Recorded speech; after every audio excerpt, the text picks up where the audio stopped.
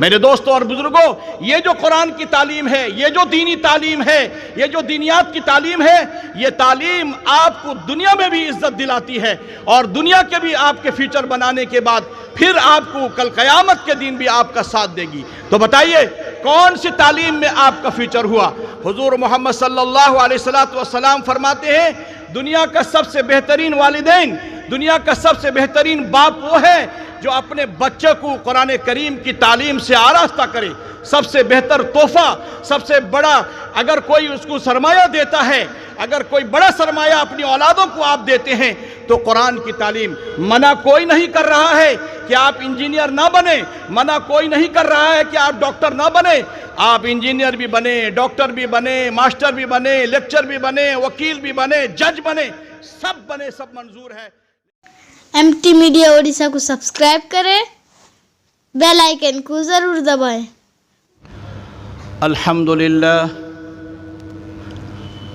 الحمد لله نحمده ونستعينه ونستغفره ونؤمن به ونتوكل عليه ونعوذ بالله من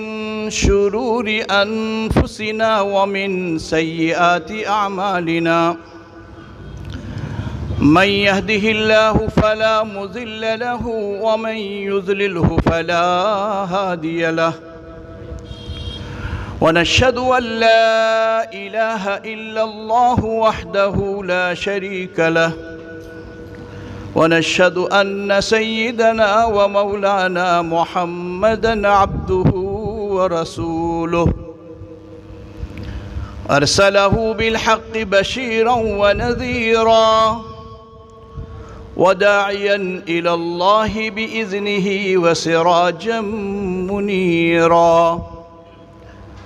أما بعد فقد قال الله تعالى في القرآن المجيد والفرقان الحميد أعوذ بالله من الشيطان الرجيم بسم الله الرحمن الرحيم وعلمك ما لم تكن تعلم وكان فضل الله عظيم وقال النبي صلى الله عليه وسلم خيركم من تعلم القرآن وعلمه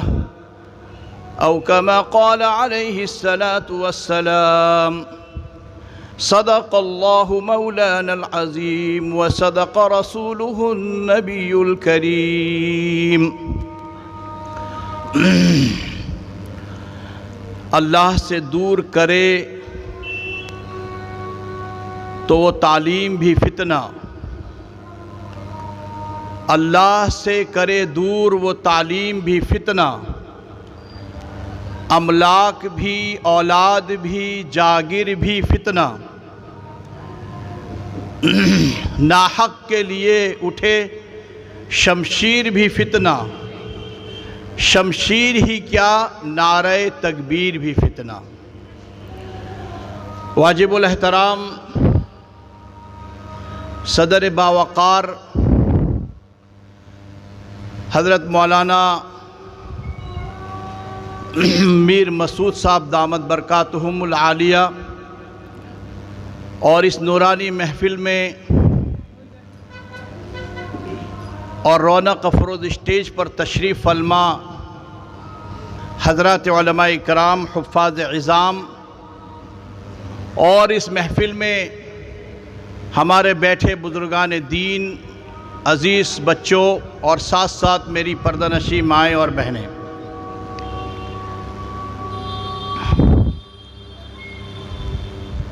مدرسہ اصلاح اللسان، مدرسہ اصلاح المسلمین کے نام سے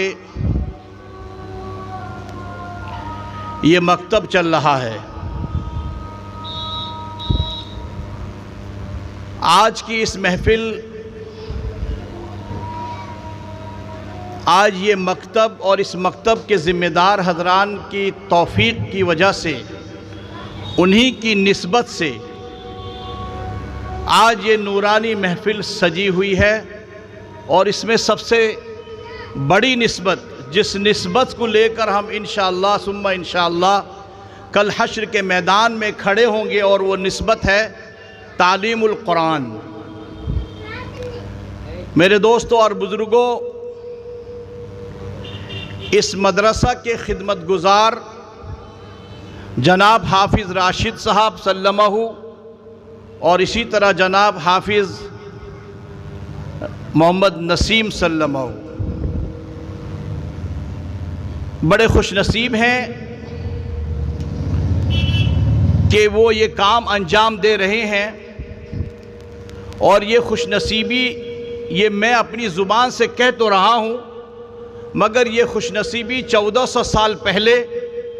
حضور محمد صلی اللہ علیہ وسلم نے اپنی زبان مبارک سے ارشاد فرما چکے ہیں کہ دنیا میں سب سے بہتر انسان، سب سے اچھا انسان دنیا میں وہ ہے جو قرآن کی تعلیم کو دے اور قرآن کی تعلیم کو سیکھے۔ لہذا یہ جو نونہال معصوم بچے آپ کو نظر آ رہے ہیں، یہ بچے پڑھنے میں سب سے بہتر، اور جو قرآن پاک پڑھ رہے ہیں، جو دینی تعلیم حاصل کر رہے ہیں، دنیا میں سب سے بہتر، اور جو ان کو تعلیم دینے والے اساتذہ ہیں، جو ٹیچرز ہیں، یہ سب بھی بہتر اور یہ مبارکبادی کے لائق بھی ہیں۔ میرے دوستوں اور بزرگوں، آج کا یہ تقاضا ہے کہ ہم ان نونہال بچوں کو دینی تعلیم سے آراستہ کریں، ورنہ قسم خدا کی جو پالیسیاں اور جو سازشیں ہو رہی ہیں، کہیں ایسا نہ ہو کہ ہم اپنی زندگی میں ہے دیکھ لیں، اور آج دیکھ بھی رہے ہیں کہ ہماری اولادیں، ہماری یہ نسلیں دینی تعلیم سے دور ہونے کی وجہ سے، گھروں میں دینداری نہ ہونے کی وجہ سے، آج ہماری بچیاں اور ہمارے بچے غیر مسلم معاشرے کو اپناتے ہوئے وہ مسلمان قوم سے دور ہٹ کر دوسری جگہ مرتد ہو کر وہ شادیاں رچا رہی ہیں، اور آج اس کے ذمہ دار ہم سب ہیں۔ میرے دوستوں اور بزرگوں، اللہ تبارک و تعالیٰ نے جب آپ کو ایک اولاد سے نوازا ہے تو اس اولاد کو بھی، اس کی اولاد کی تعلیم و تربیت کی بھی آپ کی ذمہ داری ہے۔ مصطفیٰ، تعلیم و تربیت کی بھی ذمہ داری بھی آپ کی ہے۔ اگر تعلیم و تربیت کی اگر آپ نے صحیح ڈھنگ سے نہیں دی تو کل حشر کے میدان میں بھی اللہ تبارک و تعالیٰ آپ سے سوال کرے گا اور سوال پوچھے گا۔ میرے دوستوں اور بزرگوں، لوگ کہتے ہیں، ایک بات سمجھنے کی ہے اور غور کرنے کی ہے کہ لوگ یہ کہتے ہیں، یہ سوال اٹھاتے ہیں کہ یہ جو بچے ہم مدارس میں پڑھاتے ہیں، یہ جو بچے ہم دینی تعلیم صباحی ہو یا مسائی، صبح کی تعلیم ہو یا شام کی جو تعلیم ہے، یہ قرآن اور حدیث اور دینیات کی جو تعلیم دیتے ہیں، اس سے ہمارے بچوں کا فیوچر نہیں ہے، اور فیوچر ہے تو جو ABCD اسکول میں جا کر پڑھتے ہیں وہاں پر اس کی فیوچر ہے اور اس کی زندگی وہاں بن رہی ہے۔ اسی لیے ہماری نیت یہاں نہیں، بلکہ ہماری نیت اس اسکولوں میں، کالجز میں اور ہم یونیورسٹی میں اپنے بچوں کو پڑھاتے ہیں۔ میرے دوستوں اور بزرگوں، آپ سبھی حضرات ماشاءاللہ سمجھدار ہیں، تجربہ کار ہیں، آپ یہ بتائیں کہ جو فیوچر زندگی دو طرح کی ہوتی ہے۔ آپ کو اچھی طرح معلوم ہے کہ ایک زندگی ہے جو دنیاوی زندگی، اور ایک زندگی ہے جو اخروی زندگی ہے۔ دنیاوی زندگی کی حدود زیادہ سے زیادہ آج کل کے زمانے میں ہم لوگوں کے اوسطاً اگر دیکھا جائے تو 70-75 سال کی عمر ہوتی ہے۔ یہ 70-75 سال کی عمر میں ایک بچہ تعلیم حاصل کرتا ہے، ایک بچہ نرسری سے لے کر 10ویں کلاس اور پھر +2 اور وغیرہ جو پڑھنے کے بعد انجینئر بنتا ہے، ڈاکٹر بنتا ہے، نہ جانے وہ دنیاوی تعلیم، عصری تعلیم کی بہت مہارت حاصل کر لیتا ہے اور وہ بن جاتا ہے انجینئر، ڈاکٹر وغیرہ۔ لیکن بتاؤ تو صحیح، یہ جو انجینئر بنا، یہ جو ڈاکٹر بنا، یہ جو ماسٹر بنا، یہ جو لیکچر بنا، یہ صرف اور صرف اس کے باقی کی زندگی کا فیوچر ہے۔ اور باقی کی زندگی مان کے چلیے اگر 70 سال کی زندگی ہے تو 30 سال لگتا ہے اسے ڈاکٹر تک مکمل تکمیل کرنے کے لیے، 30 سال لگتا ہے اسے انجینئر بننے کے لیے، چنانچہ اور صرف 40 سال اور وہ بھی اس کے کوئی بھروسہ نہیں ہے. 40 سال کے لیے اس کا فیوچر رہتا ہے. وہ 40 سال میں کچھ دنیاوی زندگی میں کما لیتا ہے, بنا لیتا ہے, اپنا گھر بنا لیتا ہے, اپنا سب کچھ کر لیتا ہے. لیکن میرے دوستوں اور بزرگوں, ایک وہ فیوچر ہے اس کے بعد والی زندگی جو اخروی زندگی ہے, جو مرنے کے بعد ہمیں زندگی حاصل ہوگی, اور وہ آخرت کی زندگی ہے. بتاؤ تو صحیح, یہ جو تعلیم ہے, قرآن کی تعلیم, یہ دین کی تعلیم جو ہے, یہ دنیا میں بھی آپ کی رہنمائی کر رہی ہے, اور ساتھ ساتھ دنیا کے ساتھ ساتھ آخرت میں بھی آپ کا ساتھ دے گی, اور آخرت میں بھی آپ کے ساتھ رہے گی یہ قرآن کریم کی تعلیم. اور یہ کل قرآن کریم ہمیں وہاں دکھائے گا, ہمیں حشر کے میدان میں ہمارا ساتھ دے گا,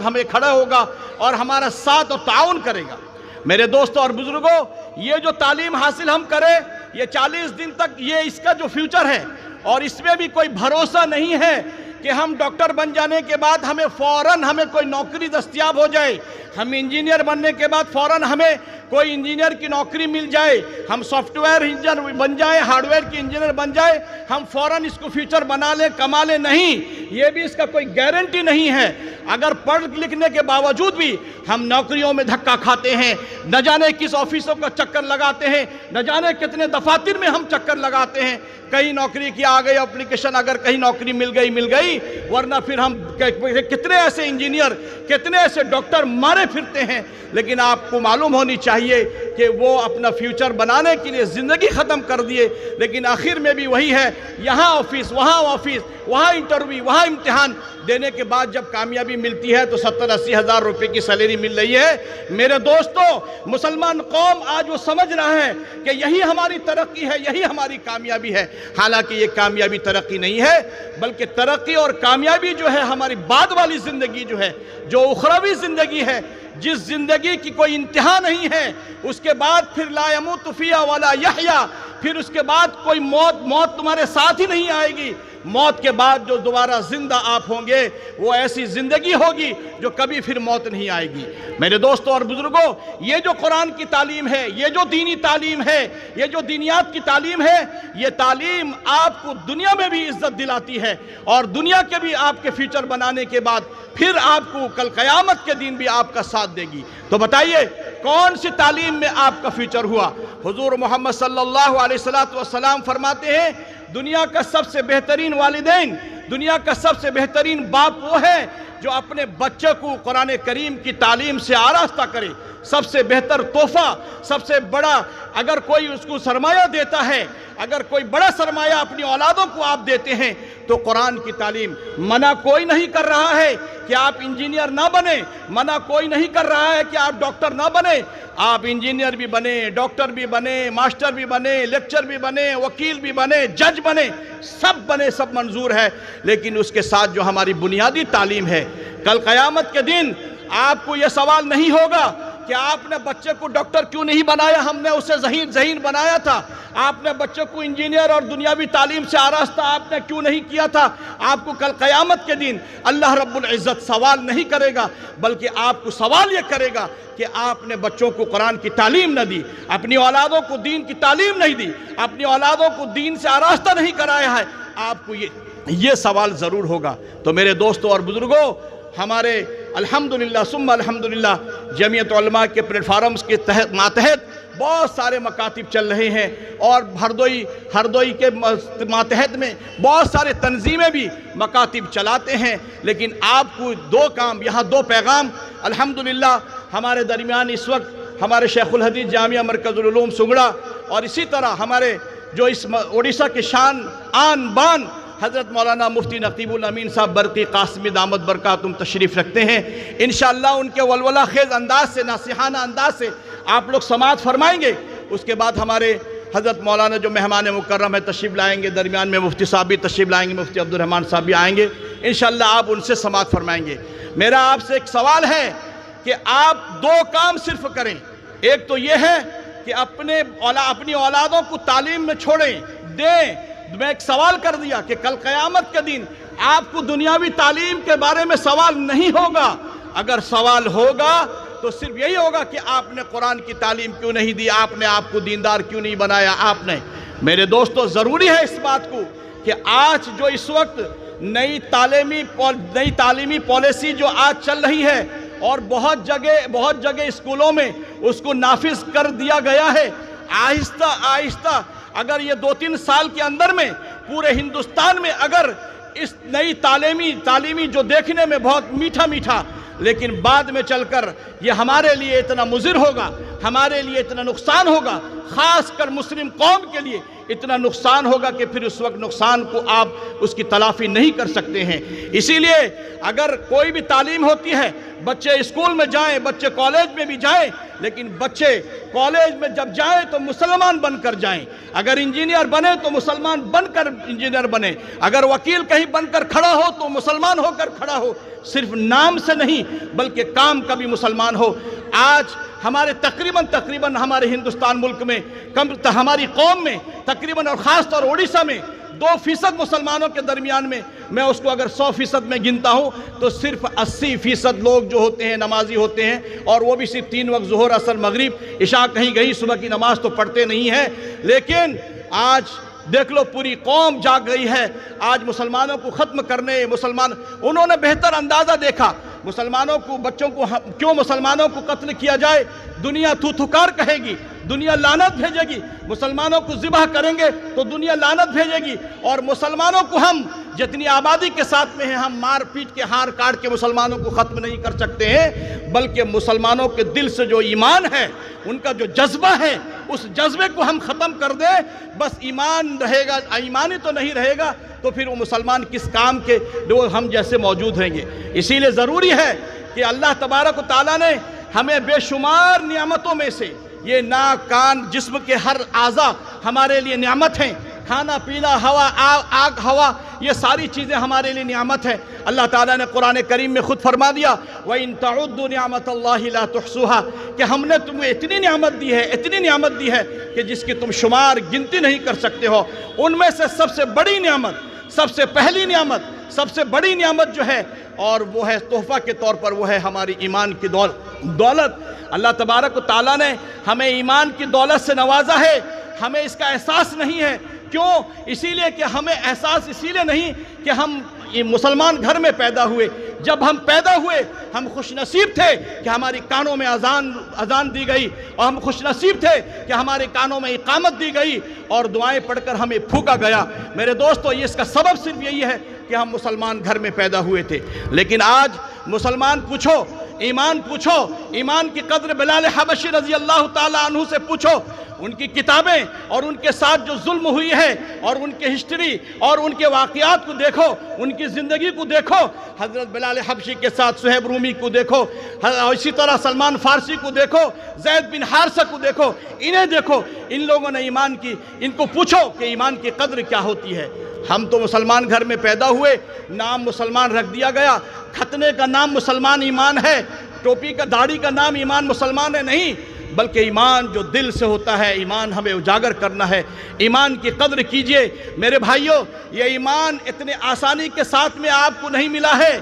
آپ کو تو بہت آسانی سے، مگر آج ہندوستان میں جو 1400 سال پہلے حضور نبی محمد صلی اللہ علیہ وسلم کو نبوت کی شکل میں جب ایمان ہوا تو اس وقت ایمان کو پھیلانے کے لیے اور ایمان کی تعلیم اور یہ قرآن کی تعلیم کو پھیلانے کے لیے جتنی کوششیں، جتنی قربانیاں دی گئی، ہمارے حضرات صحابہ قربان ہوئے، ہمارے حضرات صحابیات کتنی نہ جانے بیوہ ہوئیں، ہمارے بچے شہید ہوئے، تب جا کر ایمان ہم تک پہنچا ہے۔ مسلمانوں، ایمان کی قدر کر لو، اور اس کے لیے سب سے بہترین ذریعہ، ایمان کو بچانے کا سب سے بہترین ذریعہ، جب صبح چھوٹے بچے ہوتے ہیں ان کا ذہن بالکل خالی ہوتا ہے، ان کا میموری خالی ہوتا ہے، اس وقت جب آپ دینی تعلیم کو اس کے دلوں میں ڈالیں گے، جب ان کے دلوں میں قرآن کی تعلیم اور کلمہ اور حضور کا نام، صحابہ کا نام، اپنے ماں باپ کا نام، ایمانیات کے اجزاء، اس کے زندگی کے ساتھ جتنے اجزاء آئیں گے، سب کو جاننے کے لیے اگر اس کے دلوں میں ڈالا جائے تو وہ آخر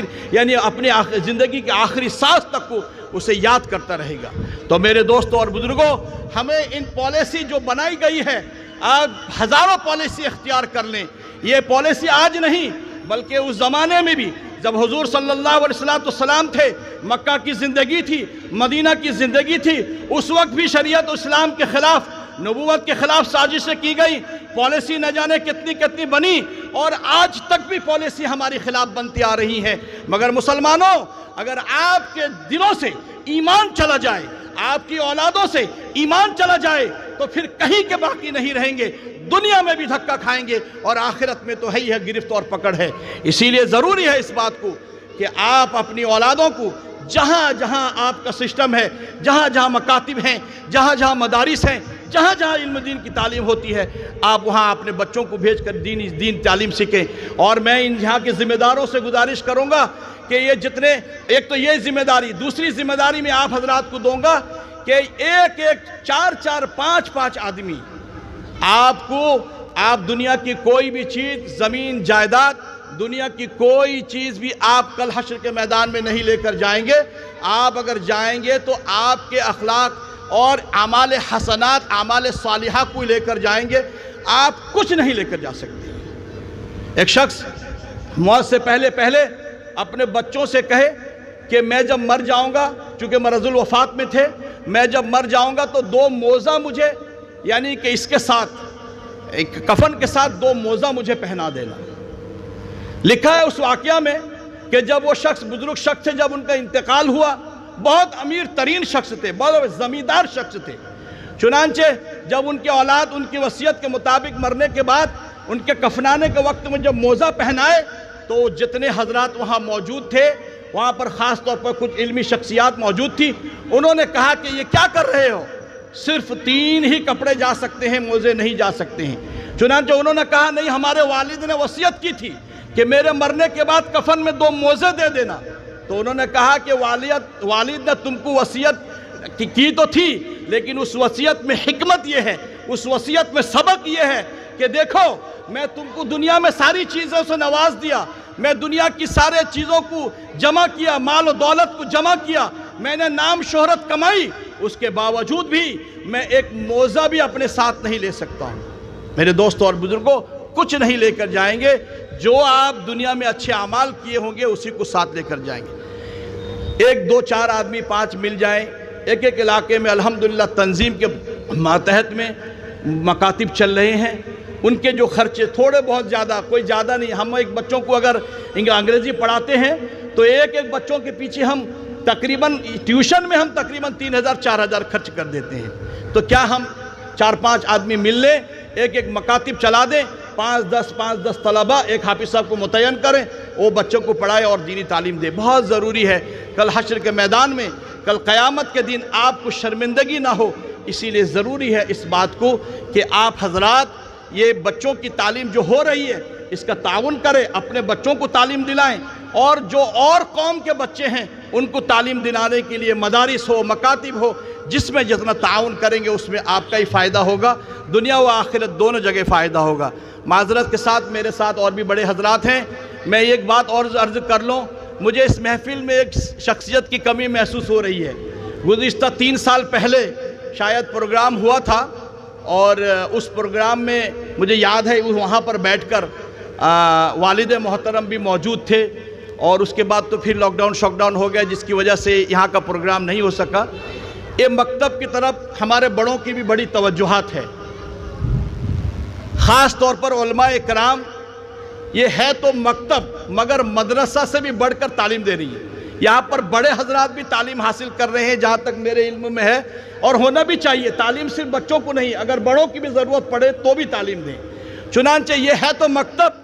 लेकिन ये मकतब नहीं मदरसा भी है, यहाँ पर बड़ों की भी तालीम होती है। चुनांचे हमारे बुजुर्गान दीन की दुआएं हैं, और यहाँ पर सारे उलमाए कराम आ चुके हैं। लिहाजा मैं आज वो दिन को याद करता हूँ कि जिस दिन यानी मेरे वालिद मोहतरम हज़रत अमीर शरीयत मौलाना जलाल साहब रहमतुल्लाह अलैह तशरीफ़ रखते थे। आज वो इस महफ़िल में नहीं है, मुझे उनकी कमी बहुत महसूस हो रही है, क्योंकि गुज़िश्ता जब मैं आया था मैं बयान कर रहा था, डर डर के अब्बा बैठे थे। बहरहाल अभी भी मेरे बुज़ुर्ग बैठे हुए हैं, जो भी कमी कोताही है उसके लिए मैं माफ़ी चाहता हूँ। मेरे वालिद मोहतरम के लिए दुआ फरमाएँ कि अल्लाह तबारक व तआला उनकी बख्शिश फरमाए,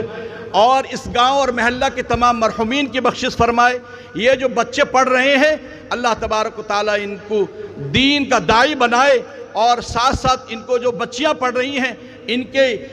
کے بطن سے اور ان کے گود سے ایسے بچے پیدا ہوں جو دین کے لیے داعی بنے اور دین کی تعلیم پھیلانے کے لیے ایک ذریعہ بن جائیں. اسی پہ میں اپنی بات کو ختم کرتا ہوں. وما علینا الا البلاغ. اگر ویڈیو اچھی لگی تو لائک کریں اور تمام دوستوں کو شیئر کریں.